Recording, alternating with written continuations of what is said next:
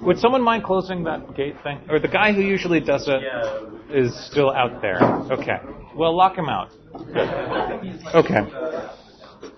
So, today we're going to continue along with our discussion of Hamiltonian mechanics. So, let me just remind you of what we've seen so far in our discussion of Hamiltonian mechanics. So, in the Hamiltonian formulation of classical mechanics, the basic object is not the configuration space, which is the space of dynamical variables, but rather the basic object is the phase space. And for a system with n degrees of freedom, this is a 2n dimensional space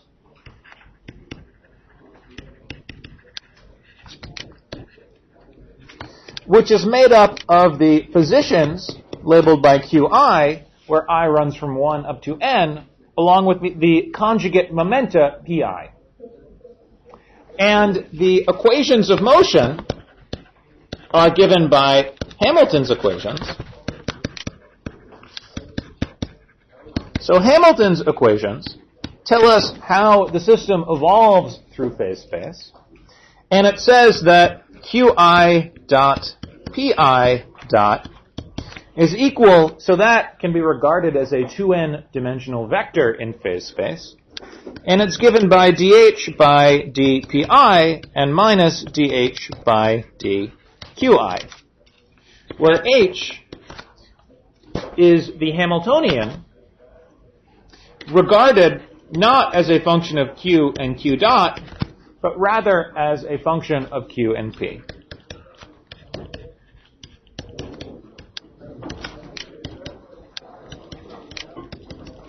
So, we then proceeded last class to understand in greater detail the structure of phase space. So, for any functions f of q and p and g of q and p, I suppose I should write the I indices here, although I may sometimes be a little lazy and neglect the I indices. We define the Poisson bracket between these two functions to be a particular combination of the derivatives of f and g. So it's df by dqi times dg by dpi minus the same thing with f and g reversed. Or alternatively, we could say the same thing with p and q reversed. And this Poisson bracket is a way of essentially computing what we could think of as the commutator between two functions on phase space. It's not the commutator in the sense of the commutator of two matrices. It's not f times g minus g times f, because that, of course, is equal to 0, because f times g is equal to g times f. But instead, it's a different way of computing the product between two functions f and g. And this Poisson bracket has a variety of properties. It is antisymmetric if we switch f and g. It is linear. It obeys the Leibniz and Jacobi identities, just like the commutator of two matrices does. And in particular, many of the formulas that you saw in quantum mechanics descend from analogous formulas involving the Poisson brackets in classical mechanics. So the Poisson bracket of q with q is equal to 0. The Poisson bracket of p with p is equal to 0. And the Poisson bracket of q with p is equal to 1 if they describe the same degree of freedom. So the Poisson bracket of qi with pi is equal to 1. And it's equal to 0 otherwise. And so these are the fundamental Poisson brackets.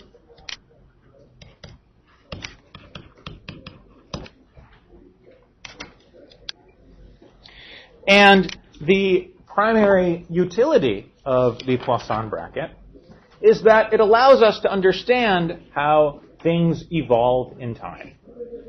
So if we have some function of p and q, then the time derivative of that function is equal to the Poisson bracket of that function with the Hamiltonian, plus an additional piece involving the explicit dependence of the function on time. And so essentially, the Hamiltonian describes the evolution of any function of q and p with time simply by taking the Poisson bracket. And in particular, that means that any combination of p and q which commutes with the Hamiltonian is a constant of motion.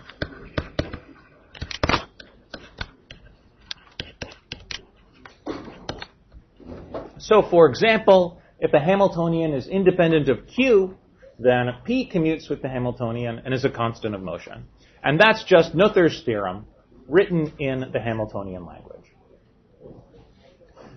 So, what we would now like to do today is to try and understand whether we can implement Noether's theorem in the other direction. So far in this class, our understanding of Noether's theorem has been the following. So Noether's theorem tells us that if we have a symmetry, then we can construct the corresponding constant of motion.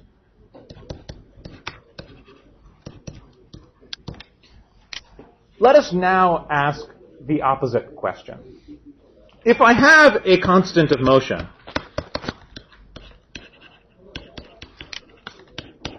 is it possible to construct the corresponding symmetry?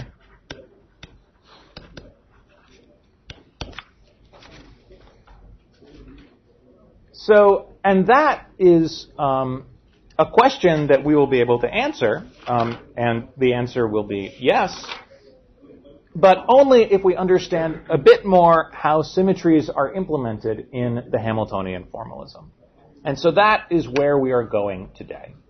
And so starting today, we'll be discussing material which is in Chapter 6, I believe, of the textbook on advanced Hamiltonian mechanics. So are there any questions before I begin describing this material? No questions? Okay, good. So let me start with a subject that goes under the name of the theory of canonical transformations. Canonical transformations. So let me begin by reminding you of something that you already know. So in the Lagrangian formulation of mechanics,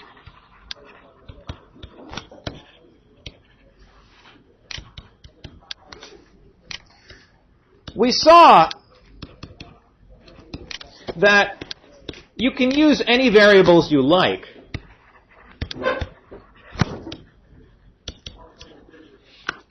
to describe the configuration of a system.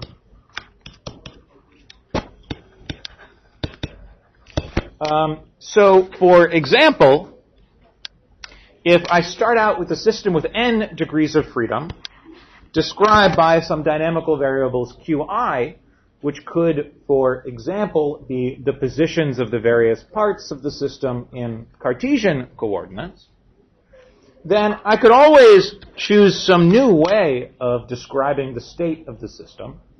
Let's call it big qi, which will be a function of the little qi's.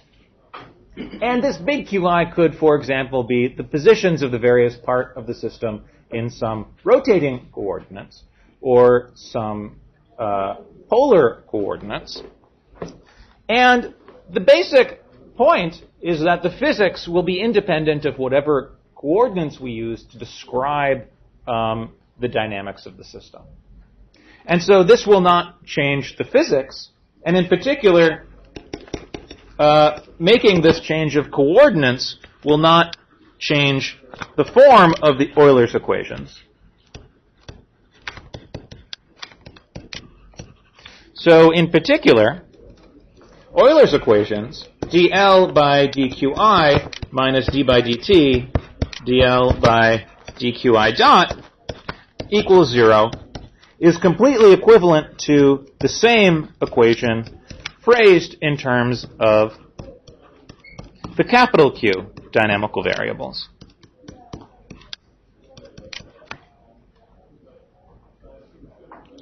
And the only assumption that one has to make in order to show this is that this coordinate transformation is non-degenerate in the sense that you worked out on one of your problem sets. The n by n matrix of derivatives of Q, big Q with respect to little q, has to be an invertible matrix. It has to have non-zero determinant. So that's how life worked in the Lagrangian formulation. Would one of you mind closing that door a little more if you can? Thank you. Now, what about in the Hamiltonian formulation? So in the Hamiltonian formalism, the positions and momenta are treated on equal footing. And so one should ask whether it's possible to make a coordinate transformation which mixes up the q's and the p's. So the natural question then is, can we make a change of coordinates where the little q's are replaced by some big q's that depend on the q's and p's, and the momenta are replaced by some big p's, which depend on the q's and p's.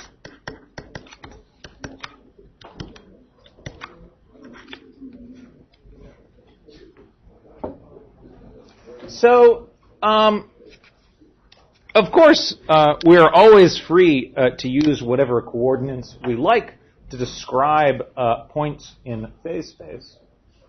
But the important difference with the Lagrangian formulation is that only some such transformations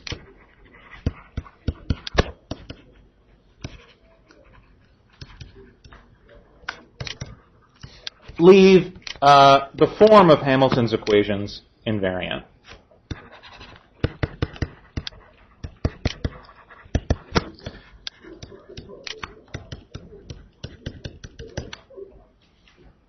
So this is different from the way life worked in the Lagrangian formulation.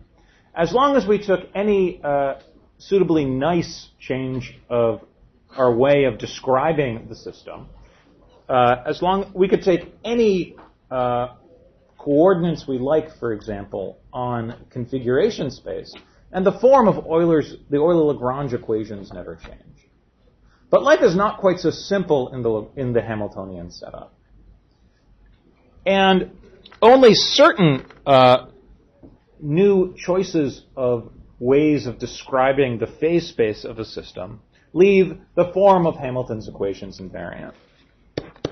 And there is a name for such a coordinate transformation. They're known as canonical transformations.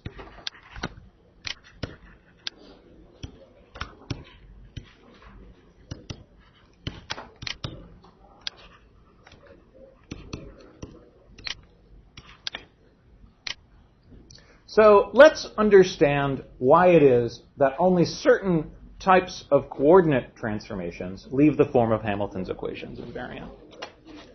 Are there any questions on the basic setup before I continue? Okay. So let's focus on the example where we have 1 degree of freedom, just so that I can leave off my indices without continually apologizing. Generalizing it to the case where I have n degrees of freedom is very straightforward. So let's imagine that we have some p's and q's, and we wish to use some new coordinates, big Q, and some new momenta, big P, to describe points in phase space. So in the original coordinates, the equations of motion say that q dot is dh by dp. So I'll just write that as h sub p, using the notation where a subscript denotes a partial derivative, just because I'm going to be taking a bunch of derivatives, and it'll be useful for me to not have to write dh by dp all that time. And p dot is minus dh by dq. So those are Hamilton's equations. So then let's ask what the equations of motion look like in terms of the new variables. So big Q dot, how do we compute that? Well, big Q is a function of little q and little p. So we compute it using the chain rule. So first there's a term in Q dot which comes from the dependence of big Q on little q, which is the derivative of big Q with respect to little q, times the derivative of q with little q with respect to time, which is h sub p, the derivative of h with respect to p, just by Hamilton's equation. And then there's a second term, which comes from the derivative of q with respect to p, and times p dot, which was minus the derivative of h with respect to q. So what we would like to do then is ask whether this is equal to the derivative of the Hamiltonian with respect to big Q.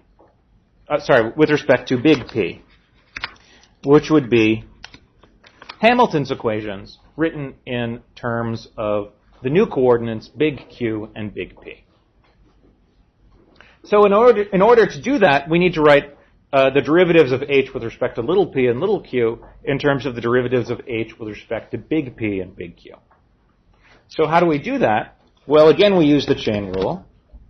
So h sub q is equal to, well, if you regard h as a function of big Q and big P instead of little q and little p, that's the derivative of h with respect to big Q times the derivative of big Q with respect to little q, plus the derivative of h with respect to big P times the derivative of big P with respect to little q. And likewise, the derivative of h with respect to little p is the exact same thing with the little q replaced by the little p's. So I'm trying to be careful here whenever I write a capital P to put a little line on the bottom of the P so that you can distinguish between my big P's and my little p's. So what then is Q dot? Well, first let's write out the term which is proportional to h sub big Q. So we want to plug this h sub p into here, and this h sub q into there, and you get a term proportional to h sub q. And what is the coefficient? Well, there's q sub q times q sub p from that first term minus q sub p times q sub q. Okay, well, even I can compute that term. That is just 0. Plus the derivative of h with respect to big P. And what is the coefficient? Well, from the first term, there's q, the derivative of big Q with respect to little q, times the derivative of big P with respect to little p, minus the derivative of big Q with respect to little p, times the derivative of big Q with respect to little q, big P with respect to little q. So let's stare at that equation for a second. So what is this quantity in parentheses here? It's the derivative of big Q with respect to little q, times the derivative of big P with respect to little p, minus the same thing with little q and little p reversed. So there's a name for that. It is h sub p times the Poisson bracket of q and p.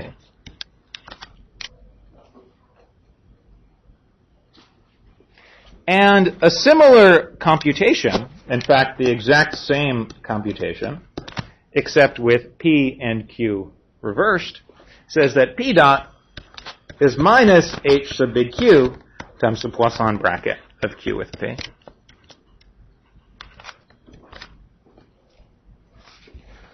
So what do we conclude from this? What we conclude is that the form of Hamilton's equations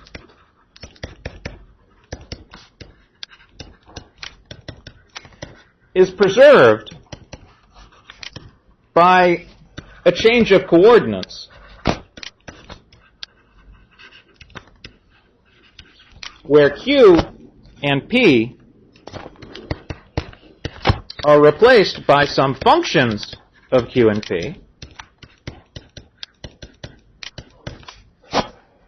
only if the Poisson bracket of q and p is equal to 1. Now remember, the Poisson bracket of little q with little p was equal to 1. So this just amounts to saying that the form of the fundamental Poisson brackets are unchanged. So, i.e., the fundamental Poisson brackets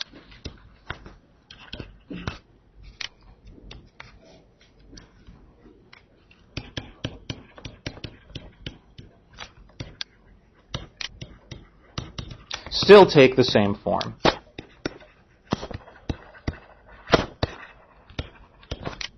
Now, I worked out this example only when we have 1 degree of freedom, but it's straightforward to work out the case with n degrees of freedom. So if I have n degrees of freedom, the Poisson bracket that we need to preserve is that qi with pj is equal to delta ij. So what is a canonical transformation? A canonical transformation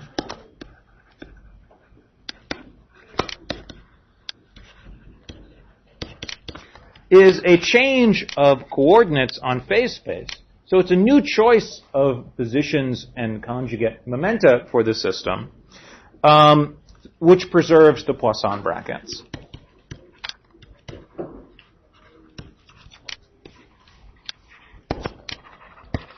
Between P and Q.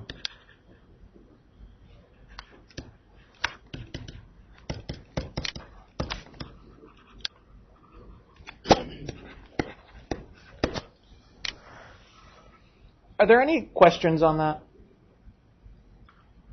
I should probably make one little aside here, which is that the way that canonical transformations are introduced in the textbook is somewhat orthogonal to the way that I introduced them here. This fact about Poisson brackets, about canonical transformations, which I've introduced here, which I consider the fundamental feature of Poisson brackets, is sort of relegated to one of the exercises in the textbook. Instead, canonical transformations, I think, are introduced in a more formal and less intuitive way in the textbook. But I recommend that you look through the textbook just to familiarize yourselves with that way of thinking about it. So are there any questions on this? So a couple lectures ago, I introduced the mathematical terminology of symplectic structure. Now, I don't want you to pay attention to that terminology unless it's something that happens to interest you. But in the mathematical language, if you think of phase space as some 2n-dimensional space, the statement that the Poisson bracket is unchanged is precisely the statement that the symplectic structure is unchanged under this coordinate transformation. So those of you who might have taken some geometry might be familiar with the statement that various structures can be unchanged under coordinate transformations. So for example, a rotation is something which leaves invariant the dot product. That's the definition of rotation, basically. And likewise, a canonical transformation is a sort of rotation, but it leaves invariant the different sort of product. It's the Poisson bracket, or the symplectic structure. So there is a very geometrical way of thinking about this. And, if you were to talk to a mathematician about classical mechanics, that's probably how they would think about it. Are there any questions before I continue? This fact is really why the Poisson bracket is important. The Poisson bracket is the kind of fundamental way of characterizing positions and momenta. Positions and momenta are characterized by the basic fact that their Poisson bracket is equal to 1. That's what we mean when we say that P is the momentum conjugate to Q.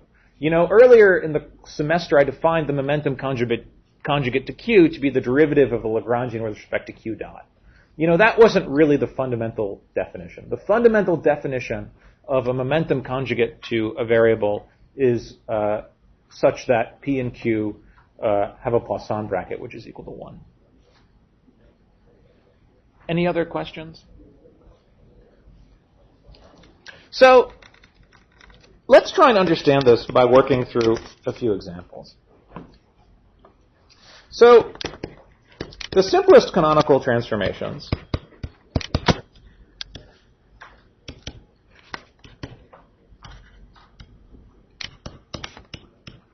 would just be those where we imagine replacing the little q's by some big q's, which depend on the little q's.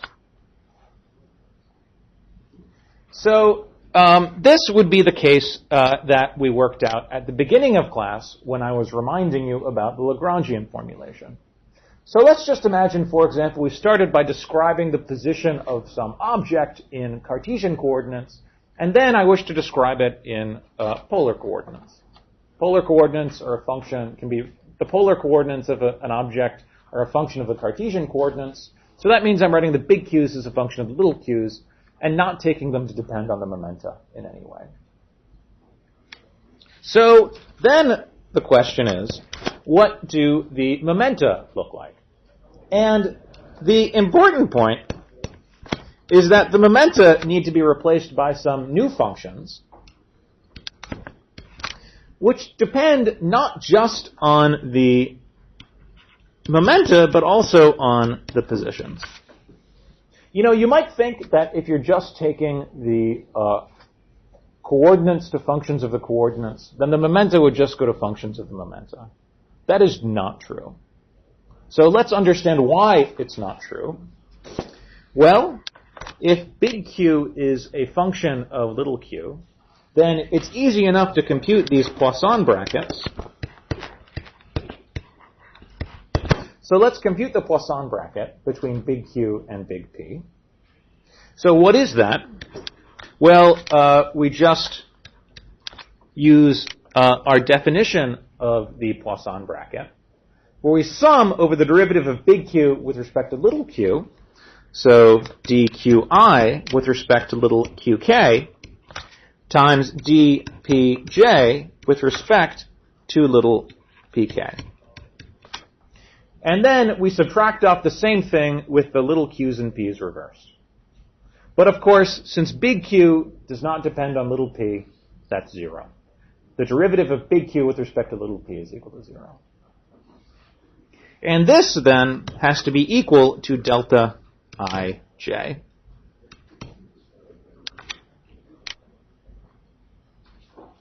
So let's stare at that formula for a minute.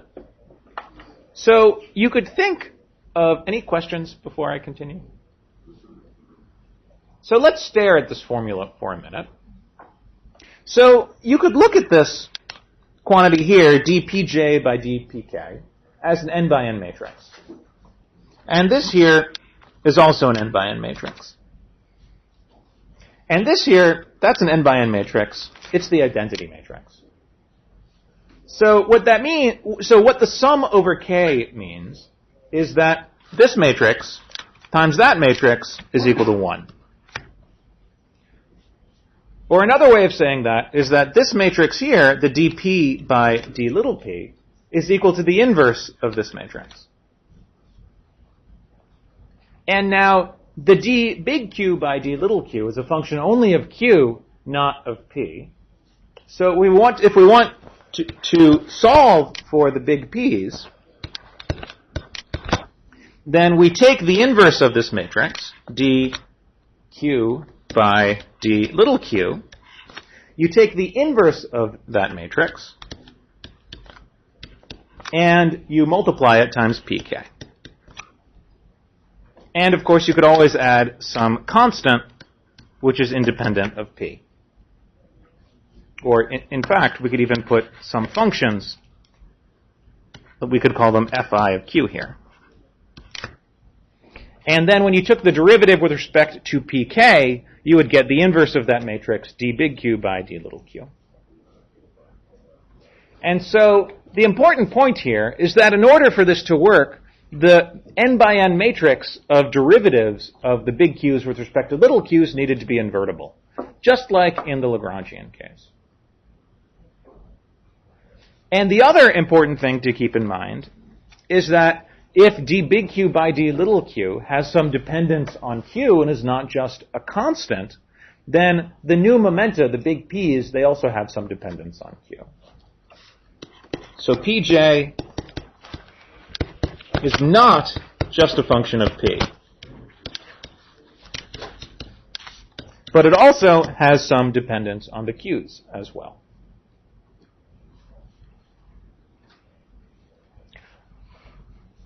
Are there any questions on that?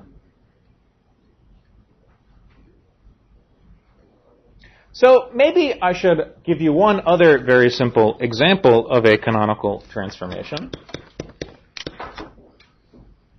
So that example that I gave you before was really nothing you didn't already understand, because you already knew that you could replace, you could write your variables using whatever coordinate system you liked. But let's take a slightly more interesting example. So I could replace little q by some big Q, which is equal to p.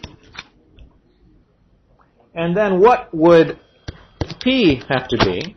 Well, big P would have to be minus q, because the Poisson bracket of q and p would then be minus the Poisson bracket of p with q, which of course, because the Poisson bracket is antisymmetric, is equal to the Poisson bracket of q with p, which is equal to 1.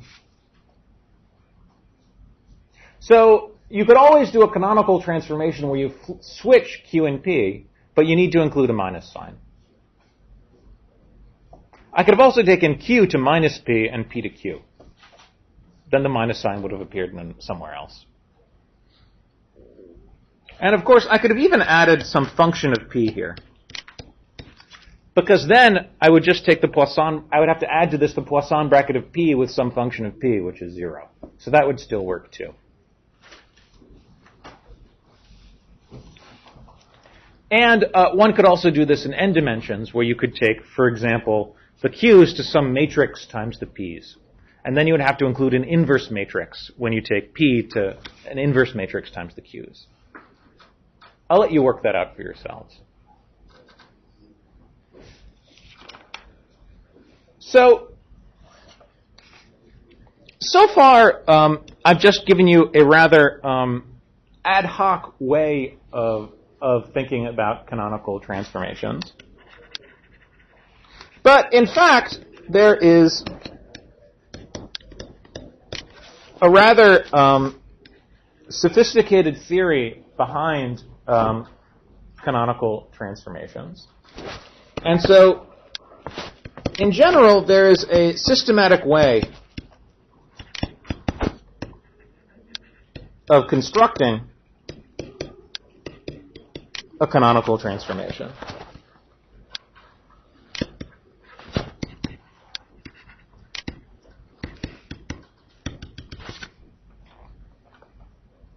Which goes under the name of generating functions. So let's imagine we have a system with n degrees of freedom and phase space variables little qi and little pi. Then we could take some function of little qi's and big qi's, where at this point the big qi's are just arbitrary variables. So this is a function of 2n variables. And then we could construct our canonical transformation as follows. So remember, we want to construct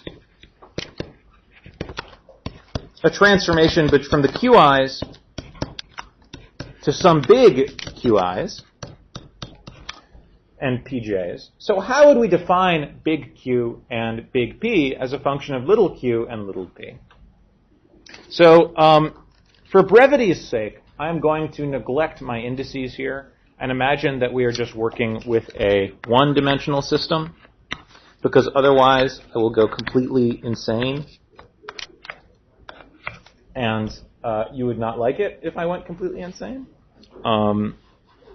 So I will neglect my indices and only go a little bit insane in doing this computation.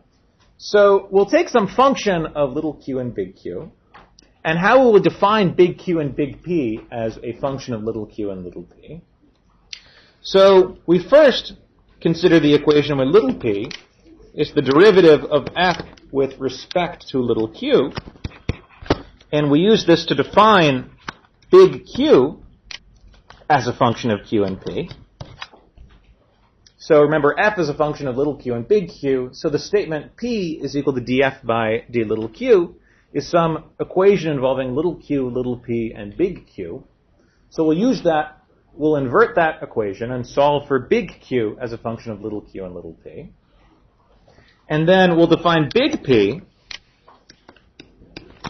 by writing down the equation big P is minus df by d big Q.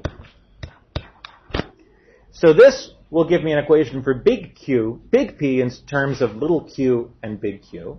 And then we plug in that first equation for big Q to define P as a function of Q and little p. And then one can show that if you do this with these definitions, the Poisson bracket of Q and P is equal to 1. Now, that is not at all obvious from what I have written here.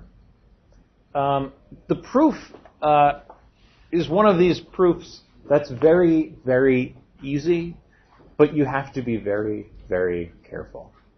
So let's go through and see why it is that the Poisson bracket of Q and P is equal to 1. Are there any questions before I continue? So let's start by taking the derivatives of these formulas 1 and 2 that I wrote down here. And what I will do is I will take the derivatives of these regarding them as functions of little p and little q. So everywhere I take derivatives, I will take a derivative with respect to p holding q fixed or q holding p fixed. So, for example, I can take the derivative of equation 1 up here, and let's take the derivative of that with respect to p holding q fixed. So you've seen that notation where you have a little bar if you're holding something fixed. Have you not seen that notation? You probably use it in your mechanics class when you prove the Maxwell relations. I'll give you a hint. This is exactly the same as the proof of the Maxwell relations. Did you see the Maxwell relations in your statistical mechanics class? Okay. You probably saw them, and you probably were totally annoyed by the derivation, because it's kind of annoying. Well, you're going to be slightly less annoyed by this derivation because I'm, by nature, I'm sure, a less annoying person than whoever taught your statistical mechanics class. But it's still one of those derivations that's just a little annoying. So let's take that first equation and take the derivative with respect to little p holding little q fixed. So for all of these equations, I'm regarding little p and little q as your basic variables. So the derivative of equation 1 with respect to p says 1 is the derivative of f with respect to little q, and then we take the derivative of that with respect to p holding little q fixed. Now f is a function of little q and big Q, not a function of little q and little p. So that's the derivative using the chain rule of f with respect to q, and then we take the derivative with respect to big Q, and then that's multiplied by the derivative of big Q with respect to p holding q fixed. Everyone with me so far? So I take p is df by dq. So taking the derivative with respect to p holding q fixed means that 1 is equal to the derivative of df by dq with respect to p holding q fixed. Now, f depends both on little q and big Q, but we're holding little q fixed. So we only need to take into account the derivative of f on big Q. So we have the derivative of f with respect to little q and big Q times the derivative of q with respect to p. Yes? What's that? It's just the normal partial derivative. But I just write that bar there. Here, do you want me to not write down the bar? I would love to not write down that bar. But I just emphasize it because you can get yourself confused because f is a function of little q and big Q.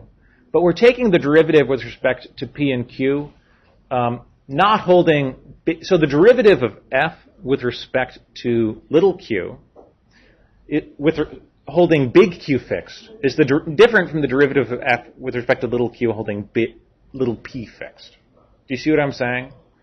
So the derivative of f with respect to q holding big Q fixed is not equal to the derivative of f with respect to q holding p fixed. So I could leave out all of these bars as long as everyone in this room holds their hand to their hearts and swears to remember that everything is regarded as a function of little q and little p. Does everyone swear this? No? Okay. We got a smart ass here. Okay. I'll continue writing the bars here. So that means the derivative of q with respect to p holding little q fixed is the inverse of that second mixed partial derivative of f. So then let's go ahead and take the derivative of that equation with respect to q holding p fixed. So that says that 0, because we're holding p fixed, is equal to the derivative of f sub q with respect to little q holding p fixed. And so then there are two terms.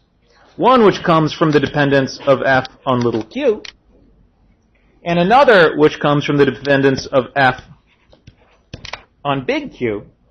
And so we multiply that times the derivative of big Q with respect to little q holding p fixed.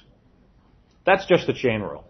Because f depends on little q and big Q, so its dependence on q is the sum of two terms, one of which comes from the explicit dependence of f on little q, and the other which comes from the implicit dependence of big Q on little q. So we could then solve that, and we see that q has the derivative with respect to little q holding p fixed, which is the second derivative of f with respect to q over this mixed partial derivative. Yes? Why is there a minus sign? There is no minus sign. I'm sorry.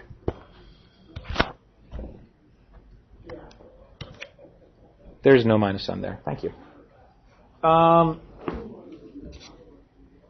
Good.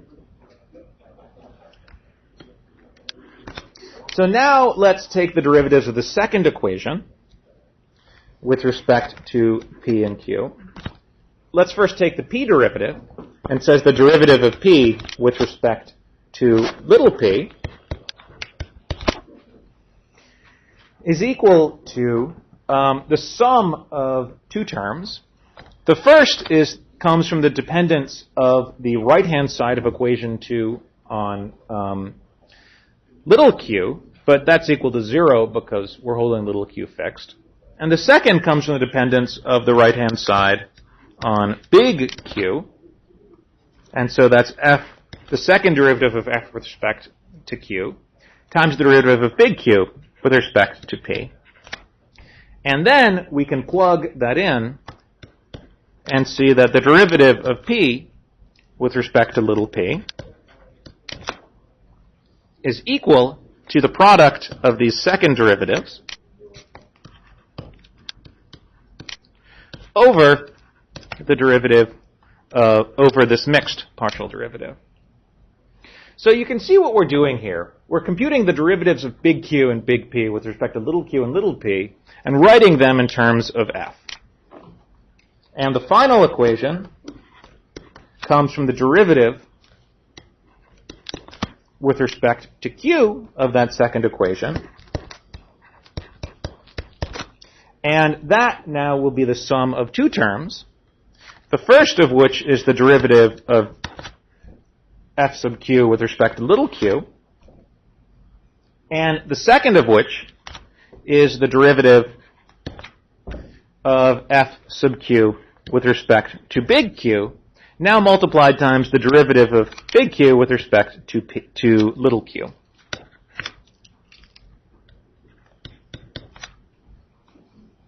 And so that implies that the derivative of p with respect to little q is the sum of two terms.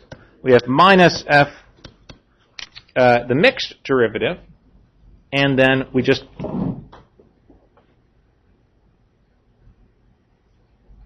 I'm sorry, did I get that third one wrong?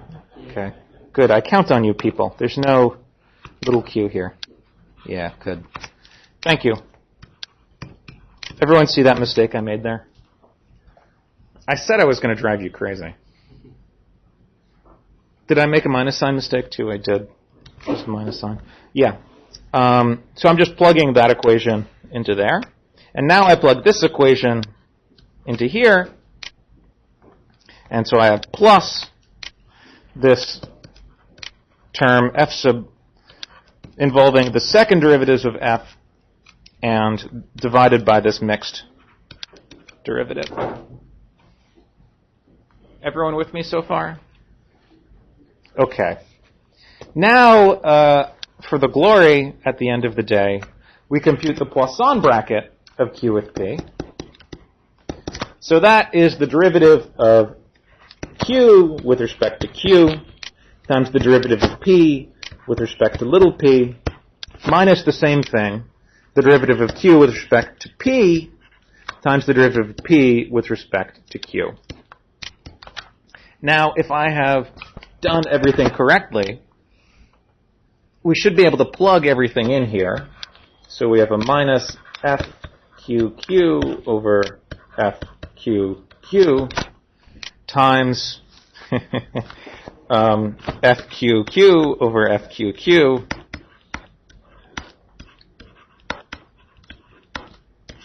minus, what is this guy? So there's a fqq over fqq, and then this final guy here is a minus fqq plus fqq Jesus Christ, qq over fqq. There was yeah. What's that?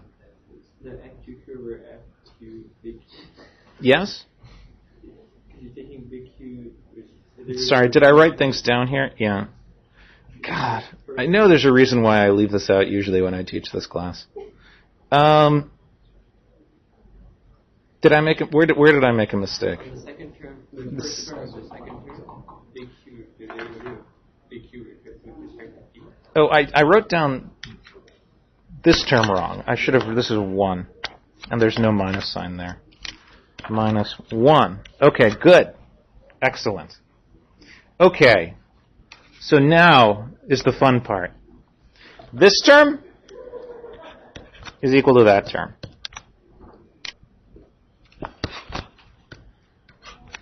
And this term is equal to 1. So, if we start with a function of little q and big Q, we can always define a canonical transformation, which leaves the Poisson brackets invariant.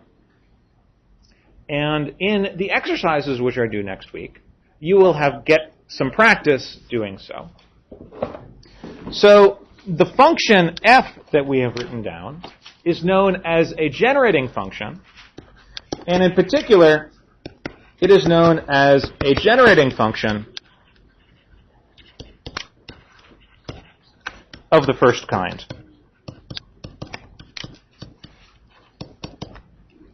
So you may be familiar with this sort of thing from your statistical mechanics class. As I mentioned, this is exactly what happens when you prove the Maxwell relations. So there, you're writing down various quantities as a function of canonically conjugate variables, and then you can use either energy and temperature, pressure and volume, and you can use any combination of these pairs of canonically conjugate variables.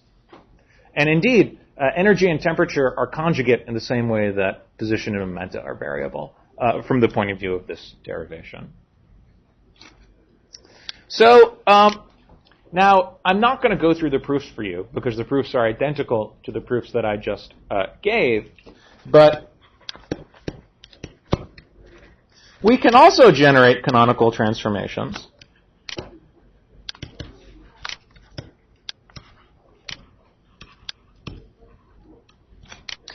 in 3 other ways.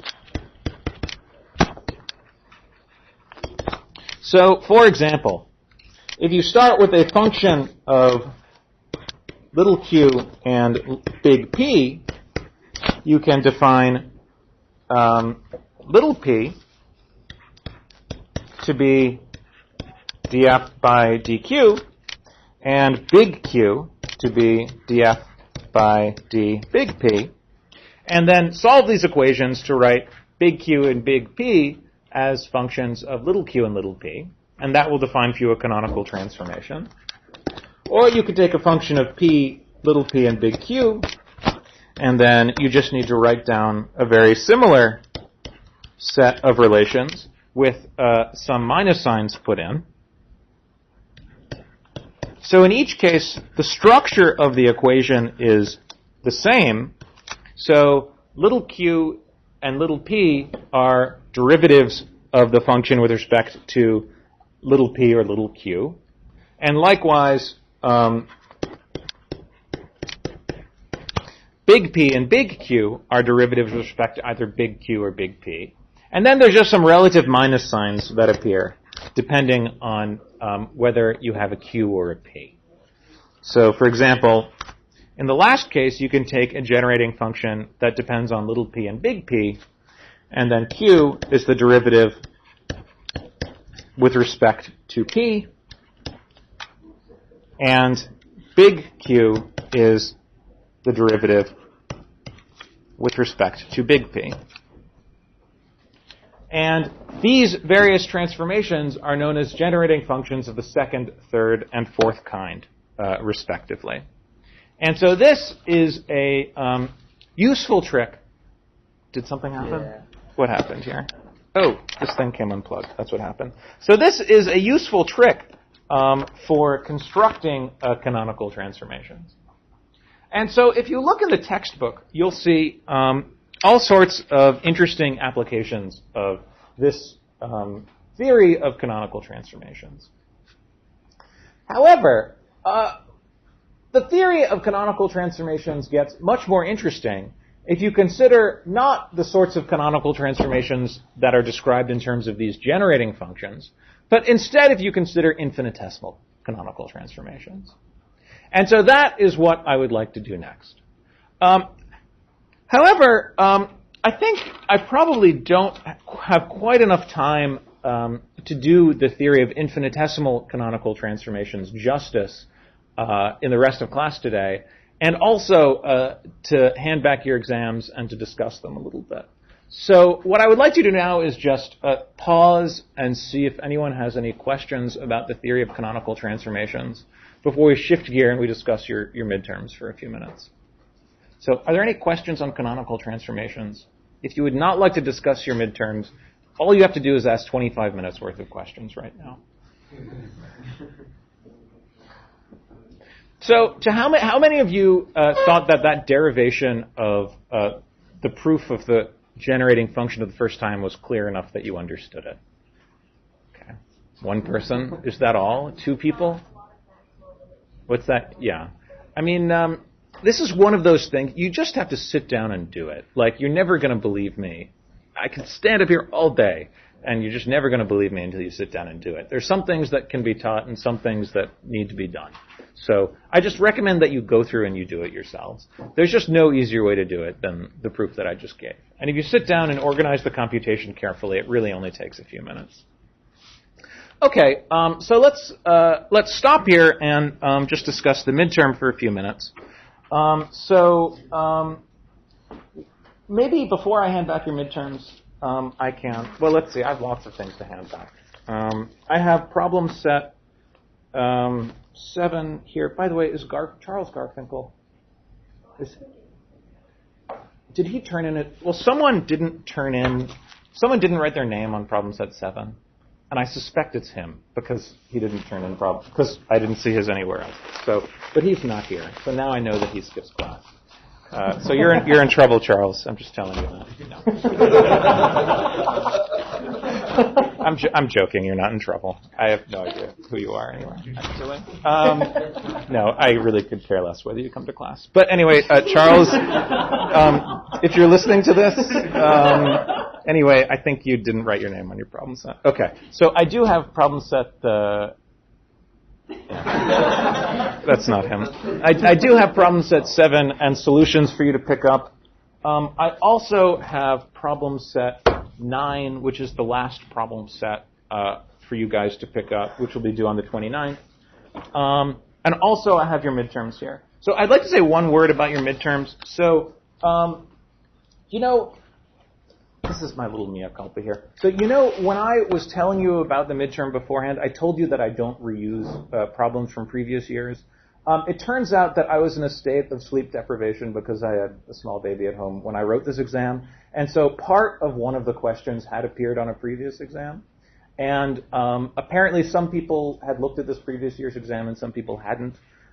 So what I decided to do is if you missed... So it was about half of the problem 2 that had appeared on a previous exam. And so I didn't want the people who hadn't looked at the previous year's exam to be at a disadvantage. So if you missed that problem, now most people got that problem mostly or all entirely right. But if you missed that problem, I gave you extra credit as if you had gotten that problem. So that seems to me the fairest way of, it was my fault. I made a mistake. Problem 2, this is the one with special relativity. It's a great problem. It's one of my favorite problems. And so, I'd just forgotten that I'd used it before. And so I didn't want anyone who hadn't happened to have looked at it in previous years to be at a disadvantage. So you'll see when I write down your score, sometimes I'll write a +1 or +2 or something like that. I'm just adding back in the points that you may have missed, which you would have gotten assuming that you had done that problem correctly. So I thought for a while about the best way to handle that situation, and this seemed to me the fairest way to handle that. I mean, I guess I can ask you guys if anyone objects to that. I don't suppose anyone can object if I'm giving you points. I mean, I guess you could object if you want to. Does anyone object? That seems to me the fairest thing to do because I don't want anyone to feel like, I shouldn't have reused the problem. And if I had reused it, I shouldn't have said I wasn't going to reuse the problem. Because if I hadn't said that, then maybe more of you, I don't know. So it was my fault. I apologize for that. And the upshot is that many people got an extra point or something like that. But those parts of problem 2, which had not appeared on a previous exam, I did not give you credit for. That also seemed like the only fair way to proceed. Okay, so maybe I'll just, yes. What was the average? The average before adding in the extra little 3 points was around 12 out of 20. I think the average after that, I'm not sure. It's probably around 13 out of 20, something like that. That's fine. I'm not, I don't really, let's put it this way. The number, at the end of the day, in previous years when I don't know what grading scheme I'll use at the end of the day for this course. In previous years, people's problem set averages have been reasonably high and exam averages have been quite low because my exams tend to be somewhat challenging. And so in previous years, I've given a curve at the end of the day to bring you up to what I consider to be, a sort of reasonable average. That's probably what I'll do again. So, if you got, if you got a 12 or a 13 or a 14, that doesn't mean that you're going to fail the class or anything like that. I mean, I don't know. It might mean you're going to fail the class. It probably doesn't mean you're going to fail the class. But, because, you'll get some extra points. I don't know, maybe you guys will all get 100 on the final exam and I'll give everyone an A. I mean, this could happen.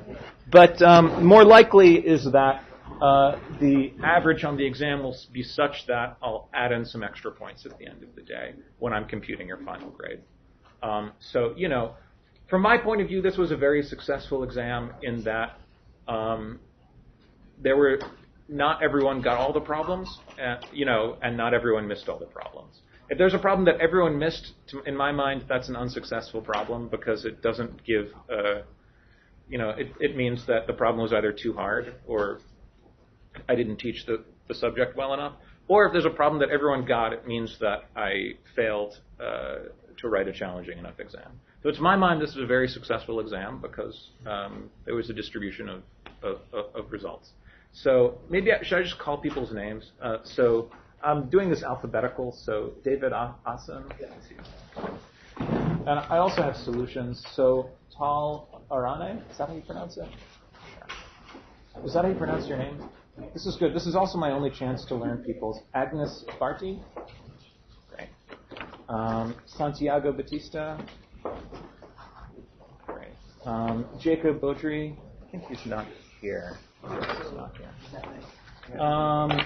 Abel Bain. He's not here. Timothy Blaise. I can't read it. Sorry. Any mispronunciation is your fault for not getting writing. Alexis Bracken. Okay. Carlos Raul Campos. I can't read that. Okay, good. What he said. Chow. Yeah, Chow. There you go. Chen, Long Chen. Peter Dahlberg. Yep. Francis Duplessis. I'm not going to. Duplessis. Duplessis. Not bad. Charles is not here apparently. Mohammed. I can't read yours. Hard. Huang Jiwu Huang. Not here. Sergio Joya. Sergio Joya. Or maybe it's Joya Sergio. He didn't write. You probably would recognize that if it's for you. Nicholas Lee Horn? Lai Cheng Lu? Sure, that's fine. Does he trust? Am I allowed to do that? Yeah, I'm allowed. He told you to pick up everything. Okay, good. Ian Morton? Morton? You guys really need to work on your handwriting. Not you in particular. Yours is fine. Vincent Michaud. Great. There you go. Sam Miguel. Yeah. Vadim Nenital. That's you, right? Yeah. Oliver Lett.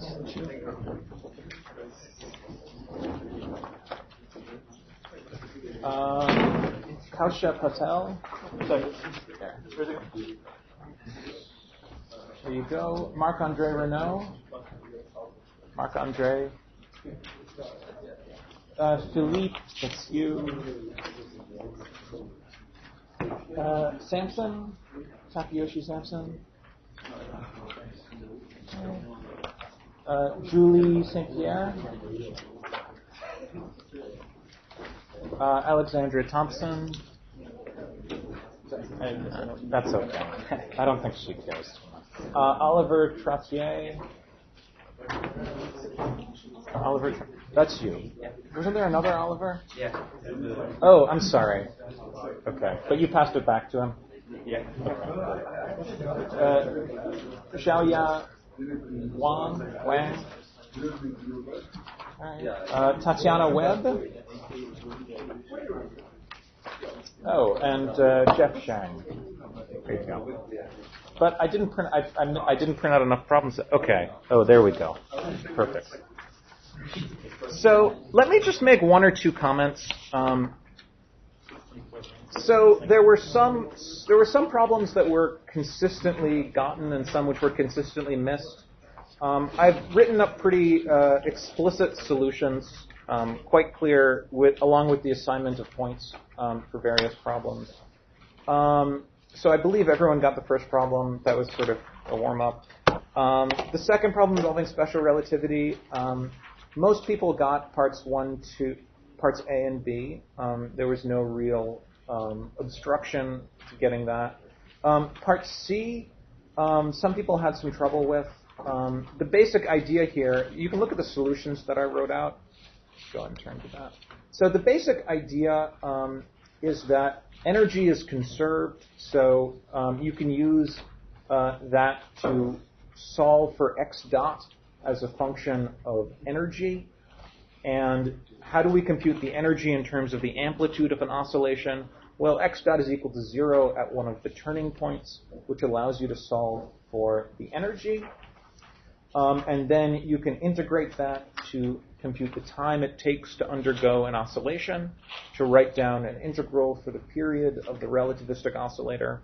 And then if you want to show, so a lot of people, I think probably most people got an integral, not most, a large fraction of you got the correct integral expression for the period, or something which was morally close enough to correct given the fact that you were doing it under time pressure. The thing that a lot of people had trouble with was was computing the small correction to the period. This calculation proceeds exactly as in the anharmonic oscillator, as we did in class. And so one ends up with an integral that I wrote down. If you look on the third page of the solutions that I wrote up, you end up with an integral, and then one has to just do a little expansion and a change of variables.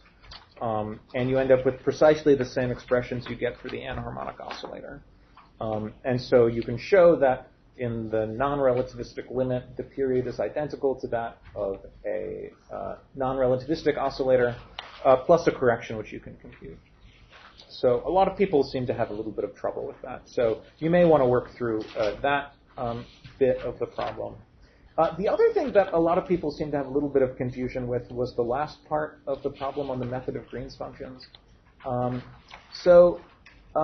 question was, if you have a relativistic oscillator and you have a driving force which depends on time, whether or not it would be appropriate to use the method of Green's functions. And so I just want to remind you, what is the spiritual basis for the method of Green's functions? The spiritual basis for the method of Green's functions is that if you can solve an equation of motion with a delta function source, then with a delta function driving force, then you can treat a generic driving force as a sum of a bunch of delta function driving forces. So that allows you to find the generic particular solution by integrating over the Green's function multiplied times your driving force. And that only works if your equation of motion is linear. And the point of the relativistic problem is that your equation of motion is nonlinear. So for example, if you look at the equations of motion written on the second and third pages of my solution, so for example, on the second page, when you write out the equations of motion, x double dot is equal to some over 1 minus x dot squared over c squared to the 3/2 is equal to the driving force. And because the right-hand side of that equation does not depend linearly on x, that means that you can't just integrate up the resulting answer for a delta function driving force. So because of that, the method of Green's functions really just doesn't work in this case. And so that was something that some people didn't quite get correct. So that that's I think an important point, which is probably worth thinking about. In problem 3, a lot of not everyone got all of problem 3. Most everyone didn't have any trouble writing down the Lagrangian and the energy. That's fairly clear. The point with the second part of the problem is that the system has a rotation invariance. So if you have two masses and then they're completely fixed and you're studying the motion of some other object due to the gravitational attraction to these masses, then there's a rotational symmetry about the axis that the masses lie on. So in terms of a cylindrical coordinate system, this would be the rotation in the phi direction. And so you can write down the angular momentum, and it will be exactly the same as the angular momentum for the Kepler problem. So the angular momentum is mr squared phi dot, just as for the Kepler problem. And so using that, you can then go ahead and solve the later parts of the problem and write everything in terms of an effective potential. And the point is that if an object lies in the plane that is exactly halfway between these two equal masses, then the equations of motion say that it will stay in that plane. Now, it turns out this was not something that I asked on the exam. It turns out that's unstable. And so any small perturbation will grow in time rather than shrink in time. That's not something that I asked you to do on the exam. But if you are on that plane, you'll stay on that plane. It's pretty easy to see. I worked it out explicitly. And then writing the equations in terms of an effective potential proceeds exactly as in the Kepler problem. You just write the equation of motion for r in terms of phi and z. Z is equal to 0, z dot is equal to 0. Phi dot is given by the conservation of angular momentum, and so you get an expression for the effective potential, which is on the last page of these solutions here.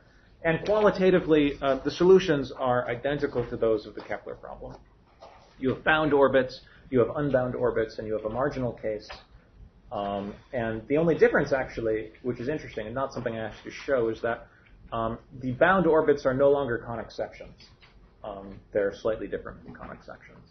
So this would be, if you'd had time, I probably would have asked you to understand the deviation from conic sections and compute the precession of the perihelion of Mercury or something like that. That's a joke. But yes. So are there any questions or concerns on the exam? I encourage you to come and talk to me privately if you have any questions or concerns.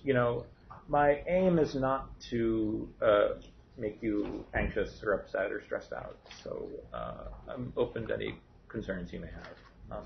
Any questions on the questions on the final? I thought it was a midterm. I thought it was a good exam in that,